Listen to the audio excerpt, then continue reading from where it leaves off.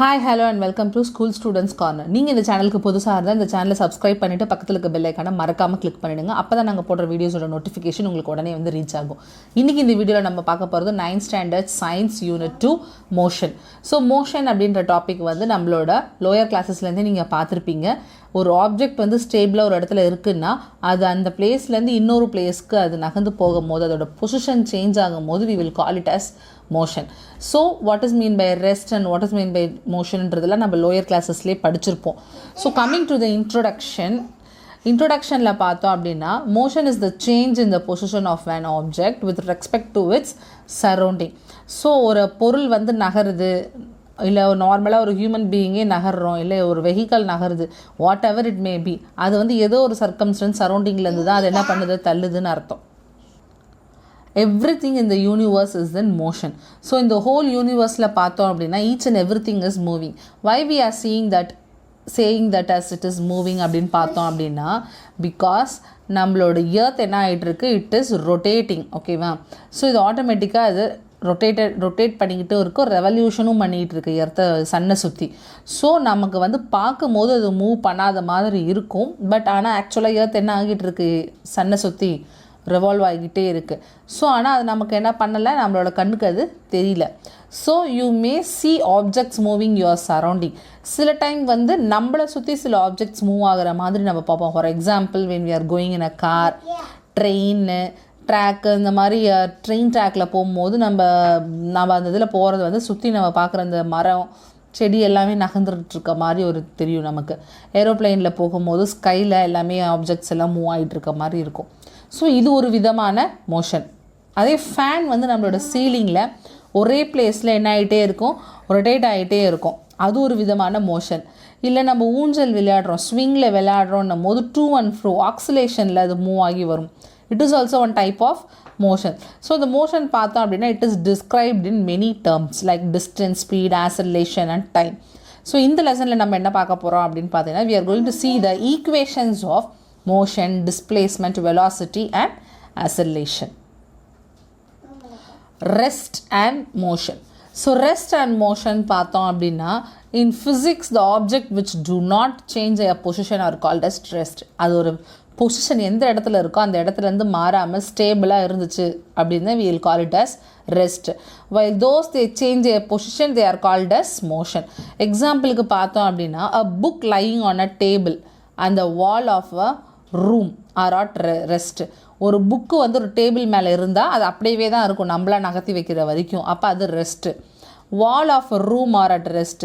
ரூமில் இருக்கிற ஒரு அந்த 4 சைடு வால்ஸுமே அப்படியே இருக்குது. ஸோ அதுவுமே it is in a rest. Car and buses running on the road, birds and aeroplanes flying in the air are in motion.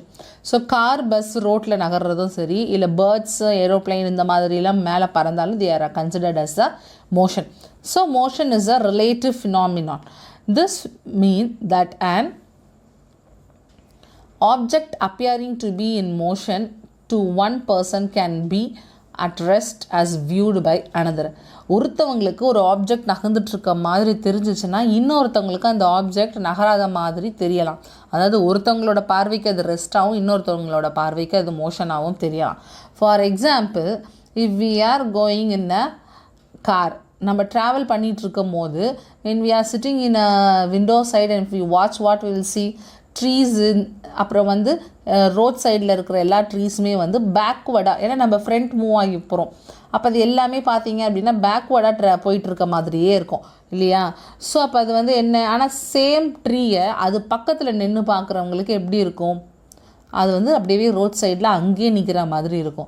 So அப்போ ஒரே ஒரு ஆப்ஜெக்ட் மூவிங்கில் இருக்கவங்களுக்கு அது என்னவா தெரியுது, மோஷனில் இருக்க மாதிரியும், அங்கேயே ரெஸ்ட்டில் இருக்கவங்களுக்கு அது ரெஸ்ட்டில் இருக்க மாதிரியும் தெரியும். ஸோ அதோட அப்பியரன்ஸ் 2 விதமாகவும் நம்ம பார்க்கலாம். ஸோ டைப்ஸ் ஆஃப் மோஷன் அப்படின்னு பார்த்தோம் அப்படின்னா நம்ம வந்து 3-4 டைப்ஸ் அவங்க கிளாஸிஃபை பண்ணியிருக்காங்க. Linear, circular, oscillatory, random motions. So linear மோஷன்னால லீனியர் அப்படின்னாலே ஸ்ட்ரெயிட் லைன் தான். ஸோ ஸ்ட்ரெயிட் லைனில் அதோட மூவ்மெண்ட் இருந்துச்சுன்னா இட் இஸ் லீனியர். அதே வந்து சர்க்குலர் பாத்தில் இருந்துச்சு, அதாவது சர்க்குலர் பாத்தில் இப்படி இருந்துச்சுன்னா தட் இஸ் சர்க்குலேட்டரி மோஷன். ஆக்சிலேட்டரினா ட்ரூ அண்ட் ஃப்ரோ மோஷனை தான். அதாவது ஃபார் எக்ஸாம்பிள் இங்கேருந்து ஒரு த்ரெட் இருக்குன்னா இப்படி போயிட்டு, அதாவது இங்கே ஒரு இது வந்துட்டு திருப்பி ரிட்டர்ன் வரும், அப்புறம் திருப்பி இப்படி போயிட்டு திருப்பி இப்படி ரிட்டர்ன் வரும். ஸோ இதுதான் இந்த ஆக்சிலேஷன், அதான் வந்து ஆக்சிலேட்டரி மோஷன். ஓகேவா, ரெகுலர் இன்டர்வல் இருக்கும் ஒரு டூக்கு அண்ட் ஃப்ரோக்கும். தென் ரேண்டம் மோஷன் அப்படின்னு பார்த்தீங்கன்னா motion of the object which does not fall in any of the above categories. மேலே கொடுத்துருக்குற எந்த ஃபார்மேட்லேயுமே இல்லாமல் அது பாட்டுக்கே ஒரு குத்தாமிக்காக வந்து மூமெண்ட் இருந்துச்சு அப்படின்னா it comes under the random motion. Then next பார்த்தோம் அப்படின்னா uniform and non uniform motion பார்த்தோம் அப்படின்னா consider a car whose cover 60 kilometre in first hour. அப்போ முதல் 1 மணி நேரத்துக்கு 60 கிலோமீட்டர் அந்த கார் கிராஸ் ஆகிருக்கு. செகண்ட் ஹார் அதாவது 2வது மணி நேரத்துக்கும் அதே 60 கிலோமீட்டர், இன்னும் 60 கிலோமீட்டர் போயிருக்கு. அடுத்த 3வது மணி நேரத்துலேயும் அதே 60 கிலோமீட்டர் அது போயிருக்கு. So car cover equal distance at equal interval of time. We can say the motion of a car is uniform. அதாவது 1 kilometre 1 hour is equal to 60 கிலோமீட்டர்ன்றதை வந்து அது மறக்காமல் என்ன பண்ணுது, அந்த டைம் இன்டர்வல்லே கண்டினியூஸாக போயிட்டுருக்கு. 1 மணி நேரம் ஆனாலும் 60 கிலோமீட்டர், 2 மணி நேரம் ஆனாலே 120, அதாவது நெக்ஸ்ட் ப்ளஸ் 60. அடுத்தது 3 மணி நேரம் ஆகும்போது 180, அதாவது நெக்ஸ்ட் ப்ளஸ் 60. அப்போ அந்த 60 கிலோமீட்டர்ஸ் 1 ஹவருக்கு கண்டிப்பாக அது கிராஸ் பண்ணுது அப்படின்னா it is in a uniform motion.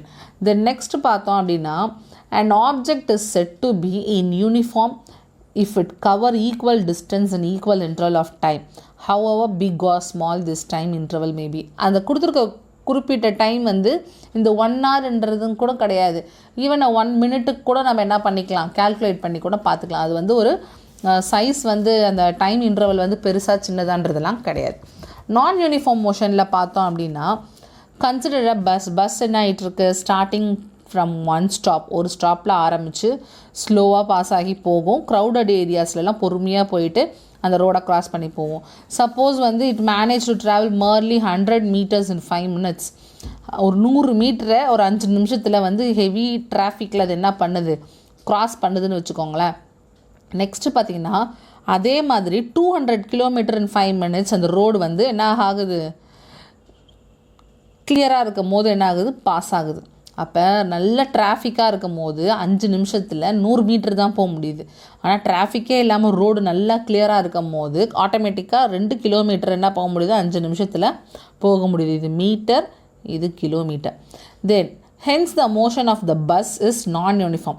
இங்கே வந்து ஒரு யூனிஃபார்ம் இன்டர்வலே அது ஃபாலோ பண்ணலை. அதே 5 நிமிஷம் 100 மீட்டரும் போகுது, அதே 5 நிமிஷம் 2 கிலோமீட்டரும் போகுது. அப்போ 2 பக்கமும் என்ன ஆகுது, ஒரு கரெக்டான டைம் இன்டர்வலே கிடையாது. Hence this motion is called as non uniform motion.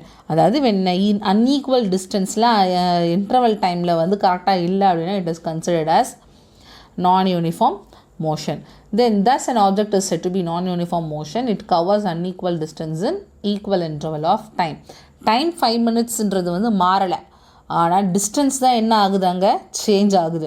ஏன்னா அந்த 5 மினிட்ஸ்க்கு 100 மீட்டர், நெக்ஸ்ட் 5 மினிட்ஸ்க்கு 2 கிலோமீட்டர். ஸோ அப்போ டைமிங் சேஞ்ச் ஆகலை, டைம் இன்டர்வல் சேஞ்ச் ஆகலை, அது டிஸ்டன்ஸ் தான் என்ன ஆகுது, சேஞ்ச் ஆகுது. ஓகேவா. நெக்ஸ்ட்டு பார்த்தீங்க அப்படின்னா distance and displacement. Consider a body moving from a point ஏலேருந்து அது என்ன ஆகுது, ஸ்டார்ட் ஆகுது. And it move along the path given in the figure. இங்கே 2.1 கொடுத்துருக்காங்க இல்லையா, அதே மாதிரி and reaches the point B, அதாவது ஒரு கர்வ் மாதிரி ஒரு அப் அண்ட் டவுன் மாதிரி மூவ் ஆகுது. ஓகேவா. The total length of the path travelled by the body from A to B distance is called of the distance travelled by the body. ஓகேவா. ஏலேருந்து பிக்கு அது எவ்வளோ நேரம் எடுத்திருக்கோ அதுதான் வந்து என்னதுன்னு they are saying that is the distance traveled by the body. ஏலேருந்து பி வரைக்கும் அது நகர்ந்ததுக்கு எடுத்துக்கிட்ட டைமிங் தான் அது எவ்வளோ தூரம் எடுத்துக்கிச்சோ அதுதான் டிஸ்டன்ஸு. அதாவது length of the straight line A B is called as displacement of the body. அப்போ இது இந்த கர்வ் இருக்கு இல்லையா, இந்த கர்வ் பார்த்தீங்க அப்படின்னா டிஸ்டன்ஸ், அது ஏலேருந்து பியில் ரீச் ஆகிறதுக்கு எடுத்துக்கிட்ட டைம். ஆனால் இங்கே ஏலேருந்து பிலேருந்து ஸ்ட்ரெயிட் லைன் இருக்குது பார்த்தீங்களா, இந்த ஸ்ட்ரெயிட் லைன் பார்த்தீங்க அப்படின்னா டிஸ்பிளேஸ்மெண்ட். ஸோ டிஸ்பிளேஸ்மெண்ட்ன்றது என்ன, எப்படி நம்ம டைம் எடுத்து நம்ம டிஸ்டன்ஸ் எவ்வளோ டிஸ்டன்ஸில் நம்ம ஏலேருந்து பிக்கு மூவ் ஆகிறோன்றது டிஸ்டன்ஸ். ஆனால் ஏக்கும் பிக்கு இருக்கிற கரெக்டான அந்த ஸ்ட்ரெயிட் லைனை நம்ம என்னன்னு சொல்கிறோம், டிஸ்பிளேஸ்மெண்ட்டுன்னு சொல்கிறோம். ஸோ டிஸ்டன்ஸ்ன்னு எடுத்துக்கிட்டோம்னா the actual length of the path traveled by a moving body irrespective of the direction is called as the distance traveled by the body. It is measured in meter in SI system. It is a scalar quantity having magnitude only. ஓகேவா? So இங்கே magnitude ஒன்லின்னு ஏன் சொல்கிறாங்க அப்படின்னு பார்த்தீங்கன்னா, இங்கே வெறும் டிஸ்டன்ஸை மட்டும்தான் அது பார்க்குது. டேரக்ஷனை வந்து ஒரு டேரக்ஷன் வந்து ஸ்ட்ரெயிட்டான டேரக்ஷனே இல்லை, இர்ரெஸ்பெக்டிவ் டேரக்ஷனாக இருக்குது. இர்ரெஸ்பெக்டிவ் டேரக்ஷன் அப்படின்னும் போது அது இஷ்டத்துக்கு இப்படிலாம் போயிட்டு வருது இல்லையா? ஸோ அதனால் நம்ம வந்து இங்கே வெக்டார் குவான்டிட்டியாக நம்ம அதை சொல்ல முடியாது. அதனால் இட் இஸ் அ மேக்னிடியூட் மட்டும் இருக்கிறதுனால it is a scalar quantity. அதே வந்து மேக்னிடியூட் அண்ட் டைரக்ஷன் ரெண்டும் இருந்துச்சுன்னா it is called as a vector quantity. ஓகேவா? ஸோ அப்போ இங்கே ஆக்சுவலாக அது என்ன பாத் எடுத்துக்கிச்சோ அது எந்த டிஸ்டன்ஸ் வேணாலும் எந்த டைரக்ஷனில் வேணாலும் அது இருக்கலாம். அப்படி இருந்தது ஒரு இடத்த போய் ரீச் பண்ணுதுன்னா that is called as distance. அதோட யூனிட் பார்த்தோம் அப்படின்னா metre. So it is a scalar quantity because it is a magnitude only. அதை அப்படியே நம்ம டிஸ்பிளேஸ்மெண்ட்டுக்கு எடுத்துக்கிட்டோம் அப்படின்னு பார்த்தீங்கன்னா, நெக்ஸ்ட்டு பார்த்தீங்க அப்படின்னா டிஸ்பிளேஸ்மெண்ட். நம்ம ஏற்கனவே சொல்லியிருந்தோம் எவ்வளோ டிஸ்டன்ஸ் அது, அதாவது ஏலேருந்து பிக்கு ஸ்ட்ரெயிட் லைனில் எவ்வளோ தூரம் எடுத்துக்குதோ அதுதான் டிஸ்பிளேஸ்மெண்ட்டுன்னு சொல்கிறோம். So it is defined as a change in position of a moving object in a particular direction. அதாவது கரெக்டான டைரக்ஷன் இதுதான். நீ எவ்வளோ நம்ம ரூட் எடுத்தாலுமே நேரம் இதுக்கு இவ்வளோ இருக்கிற டைரக்ஷன் இதுதான் அப்படின்னு சொல்லி போச்சுன்னா தட் இஸ் டிஸ்பிளேஸ்மெண்ட். கண்டிப்பாக இங்கே டைரக்ஷன் வந்து ரெகுலராக இருக்கிறதுனால we will call it as a vector quantity because it has both magnitude as well as அதாவது distance plus direction ரெண்டுமே அதுக்கு ஈக்குவலாக இருக்கிறதுனால we is calling it as vector quantity displacement. So இதோட SI unit is also a meter. So I think you will be clear of distance and displacement. Next பார்த்தோம் அப்படின்னா speed, velocity and acceleration. Speed is the quantity which show how fast the body is moving, but velocity is the quantity which shows the speed as well as the direction of the moving body. அதாவது நார்மலாக இப்போ நம்ம ஒரு பாலை வந்து throw பண்ணுறோம் அப்படின்னா அது எவ்வளோ தூரம் டக்குன்னு போய் ரீச் ஆகுது, அந்த எவ்வளோ தூரம் எடுத்துக்குதுன்றது தான் ஸ்பீடு. ஆனால் அந்த பால் போய் ரீச் ஆகிற டைரக்ஷனோடு சேர்ந்து, அதாவது ஸ்ட்ரெயிட்டாக போகுதா இல்லை இர்ரெகுலராக போகுதா அப்படின்னு சொல்லி அதோடு சேர்த்து பார்த்தோம் அப்படின்னா it is denoted as velocity. So அதான் ஸ்பீடுக்கும் வெலாசிட்டிக்கும் இருக்கிற டிஃப்ரென்ஸ். வெறும் அதோட ஃபாஸ்ட் மூவிங்கை மட்டும் பார்த்தா அது ஸ்பீடு, அதோட டைரக்ஷனோடு சேர்த்து அதை ஃபாஸ்ட் மூவிங்கை நம்ம பார்த்தோம் அப்படின்னா இட் இஸ் வெலாசிட்டி. ஓகேவா? தென் நெக்ஸ்ட் பார்த்தோம் அப்படின்னா ஸ்பீடை மட்டும் பார்த்தோம் அப்படின்னா speed is the rate of change of distance or the distance travelled and unit time. கொடுத்துருக்குற டைமில் எவ்வளோ தூரம் இப்போ இந்த டிஸ்டன்ஸை ரீச் ஆகுது. It is a scalar quantity because here direction mention பண்ணலை. ஏன்னா வெலாசிட்டியில் தான் வந்து என்ன இருக்குது, டைரக்ஷன் இருக்குது. ஸ்பீடில் டைரக்ஷன் கிடையாது, just how speed it is going on, எவ்வளோ தூரம் அது எவ்வளோ வேகத்தில் போகுதுன்றது மட்டும்தான். ஸோ இதோட ஸ்பீடோட SI யூனிட் பார்த்திங்கன்னா ms⁻−1. ஸோ ஸ்பீடை நம்ம எப்படி கேல்குலேட் பண்ணலாம் அப்படின்னா எவ்வளோ தூரம் எவ்வளோ டைம் எடுத்துக்கிச்சு அப்படின்றது தான். So distance travelled by time taken. Here they had given a problem. An object travels 16 minutes in 4 seconds. 16 meter in 4 seconds. And then another 16 meter in 2 seconds. So அப்போ இது வந்து irregular அதாவது நான் யூனிஃபார்மில் இருக்குது. What is the average speed of the object? So இதோட average speed தான் என்ன? ஏன்னா 4 செகண்டில் 16 மீட்டர் போகுது, 2 செகண்ட்லேயும் 16 மீட்டர் போகுது. அப்போ இது ஆவரேஜாக எவ்வளோ மீட்டர் அது க்ராஸ் பண்ணும் அப்படின்னு. So total distance travelled by the object பார்த்திங்கன்னா 2 தடவை போயிருக்கு. இங்கே ஒரு 16 மீட்டர், இங்கே ஒரு 16 மீட்டர். ஸோ டோட்டலாக பார்த்திங்கன்னா 32 மீட்டர் என்ன பண்ணியிருக்கு, ட்ராவல் பண்ணியிருக்கு. ஸோ டோட்டல் டைம் டேக்கன் பார்த்திங்க அப்படின்னா இங்கே 4 செகண்ட், இங்கே 2 செகண்டு. ஸோ அப்போ 6 செகண்டு. ஸோ நெக்ஸ்ட்டு பார்த்தோம் அப்படின்னா நமக்கு ஏற்கனவே கொடுத்துட்டாங்க ஃபார்முலாவில் distance travelled. Okay, so distance வந்து நமக்கு என்ன 32 metre. Then divided by time taken 6 seconds. So அது ரெண்டுத்தையும் நம்ம வந்து டிவைட் பண்ணோம் அப்படின்னா we will get 5.33 ms⁻−1. So அதை நம்ம போட்டு பார்த்துடலாம். 6 பார்த்தோம் அப்படின்னா 6ஆல் நம்ம என்ன பண்ணணும், 32 டிவைட் பண்ணணும். Okay, 6 5s are 30 and remaining 2. Then again நம்ம டாட் வச்சுட்டு இங்கே 0 ஆட் பண்ணோம் அப்படின்னா we will get 6 3s are 18 அப்புறம் இது இங்கே 2 வரும், மறுபடியும் அது லூப்பிங்லேயே போகும். அப்போ 5.33 அது கண்டினியூஸாக வந்துக்கிட்டே இருக்கும். ஸோ 5.33 ms பவர் மைனஸ் 1 தான் அதோட value. Okay, so therefore the average speed of the object is 5.33 ms power minus 1. Next problem பார்த்தீங்க அப்படின்னா, a sound is heard 5 seconds later than the lightning is seen in the sky or a rainy day. Find the distance of location of lightning given the speed of sound 346 ms power minus 1, 346 ms power minus 1. அதாவது 5 second லேட்டராக தான் என்ன ஆகுது, அந்த lightening வந்து நமக்கு தெரியுது. அந்த sound வந்து 5 செகண்டுக்கு அப்புறம் தான் அந்த வெளிச்சம் என்ன ஆகுது நமக்கு தெரியுது. அப்போ அது கரெக்டான லொக்கேஷன் எவ்வளோ டிஸ்டன்ஸில் அந்த லைட்டனிங் ஏற்படுது அப்படின்றது. ஸோ அந்த ஸ்பீடோட இது பார்த்தோம் அப்படின்னா 346 ms பவர் மைனஸ் 1 அதோட speed. So speed is equal to distance by time நமக்கு நல்லாவே தெரியும். இங்கே ஆனால் நமக்கு வந்து என்ன கொடுத்துருக்காங்க, என்ன கேட்டிருக்காங்க, find the distance of location of lightning. அப்போ நம்ம கண்டுபிடிக்க வேண்டியது டிஸ்டன்ஸ் தான். இதுதான் நம்ம என்ன பண்ண வேண்டியது, கண்டுபிடிக்க வேண்டியது. ஏன்னா நமக்கு ஸ்பீடும் கொடுத்தாச்சு, டைமும் கொடுத்தாச்சு. ஸ்பீடு வந்து என்னது 346 ms பவர் மைனஸ் 1, டைம் நமக்கு கிடச்சது 5 செகண்ட்ஸ். ஸோ 2 வேல்யூ இருக்குது, ஆனால் டிஸ்டன்ஸை நம்மளை என்ன பண்ண சொல்லியிருக்காங்க, கண்டுபிடிக்க சொல்லியிருக்காங்க. ஸோ அப்போ ஆட்டோமேட்டிக்காக நம்ம என்ன கண்டுபிடிக்கிறோமோ அது ஈக்குவல்ட்டுக்கு இந்தாண்ட வந்துடும் இல்லையா. ஸோ அப்போ ஆட்டோமேட்டிக்காக இங்கே டிவிஷனில் இருக்கிறது என்ன ஆகுது, இந்தாண்ட வந்துடுது. ஸோ நெக்ஸ்ட் இங்கேருந்து வரும்போது அது ஆட்டோமேட்டிக்காக மல்டிப்ளிகேஷனுக்கு வந்துடும். டிவிஷன்லேருந்து நம்ம அதை டேர்ன் ஓவர் பண்ணோன்னா multiplication. So speed into time. So நம்ம என்ன பண்ணணும், 346 இன்ட்டு 5 மல்டிப்ளை பண்ணோன்னா 1730 மீட்டர் கிடைக்கும். So this is the distance location of the lightning. இது இவ்வளோ மீட்டர் தூரத்தில் தான் அது என்ன பண்ணுது, அந்த லைட்டனிங் ஏற்படுது. அதனால தான் வந்து அது 5 செகண்ட் லேட்டராக அந்த லைட்டனிங் வந்து நம்மளோட ஸ்கையில் தெரியுது. So this is the problem 2.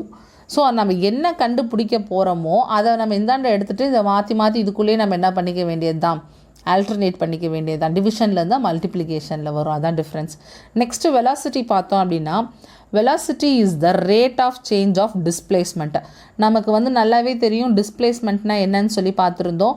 அதாவது எந்த இடத்த அதை போய் ரீச் பண்ணணுமோ அந்த ஸ்ட்ரெயிட் லைன், அந்த ஸ்ட்ரெயிட் டைரக்ஷனை தான் நம்ம என்னன்னு சொல்லியிருந்தோம், டிஸ்பிளேஸ்மெண்ட்டுன்னு சொல்லியிருந்தோம். ஸோ அதே தான் வந்து அப்படியே velocity. So it is the displacement in unit time. So it is a vector quantity. ஏன்னா அதுக்கு டைரக்ஷனும் இருக்குது, ஸ்பீடும் இருக்குது, அதனால் டிஸ்டன்ஸும் இருக்குது, டைரக்ஷனும் இருக்குது, அதனால் அது vector quantity ms power minus 1. ஓகேவா. தென் நெக்ஸ்ட் வெலாசிட்டியோட ஃபார்முலா பார்த்தீங்க அப்படின்னா, டிஸ்பிளேஸ்மெண்ட் அங்கே நம்ம பார்த்தது ஸ்பீடுக்கு டிஸ்டன்ஸ் பார்த்துருந்தோம், இதுக்கு டிஸ்பிளேஸ்மெண்ட், அவ்வளோதான் டிஃப்ரென்ஸு. ஓகேவா. ஸோ இப்போ அசர்லேஷன் பார்த்தோம் அப்படின்னா, next topic rate of change of velocity or in the change of velocity in unit time. அந்த வெலாசிட்டியோட டேக்கிங் சேஞ்சை தான் நம்ம என்னன்னு சொல்கிறோம்னா அசர்லேஷன்னு சொல்கிறோம். ஓகேவா. ஸோ நம்ம வெலாசிட்டினா என்னன்னு தெரியும், அந்த வெலாசிட்டியோட சேஞ்ச் அக்கர் ஆகிட்டே இருக்கும் பாருங்கள் ஒரு யூனிட் டைமுக்கும், அதுதான் வந்து ஆசர்லேஷன். ஸோ இதுவுமே பார்த்தீங்க வெலாசிட்டி இருக்கிறதுனால இதுவுமே என்ன குவான்டிட்டி தான், வெக்டார் குவான்டிட்டி. இது வந்து ms power minus 2. Acceleration velocity பார்த்தோன்னா ms பவர் மைனஸ் 1, இது ms power minus 2. So change in velocity by time. Okay. So change in வெலாசிட்டினா அதோட அந்த ஸ்பீட் அண்ட் டைரக்ஷன் ஒரு டைமுக்கும் எப்படி மாறுதுன்றது தான் ஆசர்லேஷன். ஸோ நமக்கு ஸ்டார்ட் ஆகிற போது ஒரு இனிஷியல் வெலாசிட்டி இருக்கும், அது முடிகிற இடத்துல அதோட ஃபைனல் வெலாசிட்டி இருக்கும். அப்போ அதாவது இங்கேருந்து ஸ்பீடு கொஞ்சம் பொறுமையாக போயிட்டு இங்கே போய் ரீச் ஆகும்போது கொஞ்சம் ஹை ஸ்பீடுக்கு போகலாம். ஸோ வெலாசிட்டி சேஞ்சிங் இருக்கும். ஸோ அப்போ கண்டிப்பாக நம்ம final velocity minus initial velocity பண்ணி அது கூட டிவைட் பண்ணி டைமை டிவைட் பண்ணோன்னா we will get it of acceleration. So that when the formula they had given a is equal to v minus u by t. இது பார்த்தீங்க அப்படின்னா ஃபைனல் வெலாசிட்டி, இது வந்து பார்த்தீங்கன்னா இனிஷியல் வெலாசிட்டி, இது வந்து இது வந்து டைம் டேக்கன். தென் நெக்ஸ்ட் பார்த்தீங்க அப்படின்னா, consider a situation in which a body moves in a straight line without reversing its direction. பின்னோக்கி வராமல் தொடர்ந்து அது ஸ்ட்ரெயிட் லைன்லேயே ஒரு பாடி மூவ் ஆகிட்டு இருக்குன்னு கன்சிடர் பண்ணோன்னா, from the above equation if v is greater than u, அதாவது இனிஷியல் ஃபைனல் வெலாசிட்டி வந்து இனிஷியல் வெலாசிட்டியை விட அதிகமாக இருந்துச்சு அப்படின்னா, if final velocity is greater than the initial velocity, the velocity increases with the time of the value of an acceleration is positive. அதாவது பாசிட்டிவாக இருக்கும். எப்போ அப்படின்னு பார்த்தீங்கன்னா, இப்போ ஒரு ஆப்ஜெக்ட் வந்து இங்கே இருக்கிற ஆப்ஜெக்ட் வந்து இங்கேருந்து அது மூவ் ஆகும்போது 2 மீட்டர் பர் செகண்டுன்னு வச்சுக்கோங்க, பர் செகண்டு. ஓகேவா, 2 மீட்டர் பர் செகண்டில் என்ன ஆகுது, மூவ் ஆகி வருது. ஓகே, ஸோ இப்போ 2 மீட்டர் பர் செகண்டுக்கு அது மூவ் ஆகி வரும்போது, அதாவது இனிஷியல் ஸ்டேஜில் அது 2 மீட்டர் வந்து பாஸ் ஆகி வரும்போது, ஃபைனல் ஸ்டேஜுக்கு வரும்போது அது வந்து என்ன ஆகுது, அதே வந்து 5 மீட்டர் பர் செகண்டுக்கு வர அளவுக்கான அந்த ஸ்பீடில் வருது. அப்போ பார்த்தீங்க அப்படின்னா ஆட்டோமேட்டிக்காக என்ன மாறுது, அதோட அந்த ஸ்பீடு, வெலாசிட்டி, டைரக்ஷன் எல்லாமே என்ன ஆகுது, இனிஷியலோட ஃபைனலில் வந்து அதிகமாக ஏறுது. அப்படி ஏறுச்சு அப்படின்னா கண்டிப்பாக இட் இஸ் அ பாசிட்டிவ் அசர்லேஷன். அதுவே பார்த்தீங்க அப்படின்னா இந்த ஃபைனல் வெலாசிட்டியோட ரீச் வந்து ஸ்டார்டிங்லேருந்து கம்மியாக இருந்துச்சு அப்படின்னா வெலாசிட்டி என்ன ஆகும், அங்கே இனிஷியல் ஸ்டேஜ்லேருந்து அது வெலாசிட்டி டிக்ரீஸ் ஆகிக்கிட்டே போகும். அப்போ அசர்லேஷனோட வேல்யூ என்ன ஆகிடும், நெகட்டிவ் ஆகிடும். அது நெகட்டிவ் அசர்லேஷன். அதாவது ஆரம்பத்தில் வேகமாக வந்து முடிவில் பொறுமையாக போச்சுன்னா அது நெகட்டிவ், ஆரம்பத்தில் பொறுமையாக வந்து முடிவில் வேகமாக போச்சு அப்படின்னா அது பாசிட்டிவ் அசர்லேஷன். ஓகேவா, ஸோ நெகட்டிவ் அசர்லேஷனை வந்து நம்ம இன்னொரு வார்த்தையில் என்ன சொல்லலாம் அப்படின்னு பார்த்தீங்கன்னா ரிட்டார்டேஷன். ஓகேவா, ரிட்டார்டேஷன் ஆர் டிசலரேஷன். ஓகேவா, அசர்லேஷன் அப்படின்னும் போது பாசிட்டிவில் நம்ம எடுத்துக்கலாம், அதே டிசலரேஷன் அப்படின்னா நெகட்டிவ் ஃபார்மில் நம்ம எடுத்துக்க வேண்டியதான். If acceleration having the value of -2 ms power -2, we say this relation as 2 ms power -2. இப்போ இந்த வெர்னியர் கேலிப்பர், ஸ்க்ரூ காஜ்லலாம் நம்ம பார்த்துருப்போம், பாசிட்டிவ்ன்னும் போது மைனஸ் சைன் கொடுத்துருப்போம், நெகட்டிவ்ன்னும் போது ப்ளஸ் சைன் கொடுத்துருப்போம். அதே தான் இங்கே. இப்போ வந்து அசர்லேஷன் பாசிட்டிவில் வந்து -2 ms பவர் -2 அப்படின்னா, டிசர்லேஷன் நெகட்டிவில் பார்த்தீங்க அப்படின்னா 2 ms பவர் -2. ஸோ இது வந்து நம்ம எப்படி அந்த ஸ்க்ரூ காஜ்க்கும் வெர்னியர் கேலிப்பருக்கும் பார்த்தோமோ அதே மாதிரியான கான்செப்ட் தான் இது. So I think you will be understand this clear. Then next பார்த்தோம் அப்படின்னா they had given the graphical representation of motion along a straight line. So இந்த கான்செப்டை நம்ம பார்க்கணும் அப்படின்னா நீங்கள் கீப் ஆன் வாட்சிங் our channel and subscribe our channel and click the bell icon. மறக்காமல் வீடியோஸ் பார்த்துட்டே இருங்க. நெக்ஸ்ட் வீடியோவில் நான் உங்களுக்கு graphical representation of motion along a straight line teach பண்ணுறேன். ஸோ தேங்க்ஸ் ஃபார் வாட்சிங் அவர் சேனல் அண்ட் தேங்க்யூ.